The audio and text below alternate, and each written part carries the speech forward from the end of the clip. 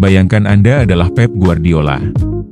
Selama 10 tahun, Anda membangun dinasti Premier League berdasarkan satu prinsip suci, penguasaan bola total. Anda menyingkirkan Joe Hart, mendatangkan Claudio Bravo yang kontroversial, hingga menemukan Ederson, kiper yang bisa mengirim umpan sejauh 70 meter dengan akurasi bedah saraf. Lalu, tiba-tiba, dunia terkejut. Anda merekrut Gianluigi Donnarumma.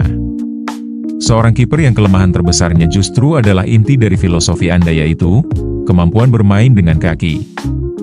Mengapa Pep melakukannya? Mengapa ia merekrut kiper yang harganya 30 juta pound sterling lebih murah dari Andre Onana, namun dicadangkan PSG hanya sebulan setelah juara Liga Champions? Inilah kisah di balik keputusan paling radikal dalam karir Guardiola. Selama bertahun-tahun, Ederson adalah simbol ketenangan. Namun, sepak bola berevolusi.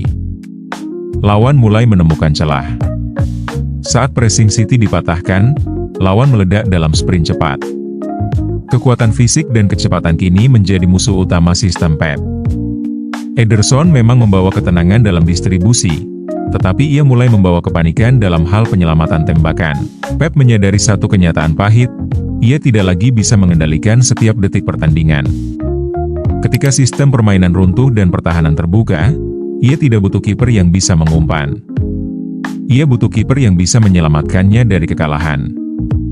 Ia butuh sosok yang mampu berdiri tegak saat segalanya hancur di depannya. Donnarumma datang ke Premier League dengan sejuta tanya. Namun, ia menjawabnya di lapangan. Dalam debutnya melawan Manchester United, ia melakukan penyelamatan spektakuler menghadapi Bryan Mbeumo. Bagaimana ia melakukannya? Rahasianya adalah postur 196 cm dan ketenangan yang tidak masuk akal. Ia tidak melakukan gerakan pertama, ia memaksa penyerang membuat kesalahan. Lihat pertandingannya melawan Newcastle. Saat pemain lawan sedang dalam performa terbaik yang tak terbendung kiper lain, Donnarumma mematikannya 3 kali. Di akhir laga, fans lawan pun harus mengakui bahwa ia adalah pemain terbaik di lapangan. Namun, dominasi fisik ini bukan tanpa celah. Kesalahan di tepi kotak 6 yard dan reaksi emosional terhadap wasit menunjukkan bahwa ia masih dalam proses adaptasi yang menyakitkan.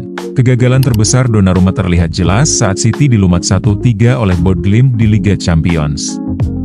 Tanpa stabilitas defensif di depannya, keterbatasan kakinya terekspos telanjang.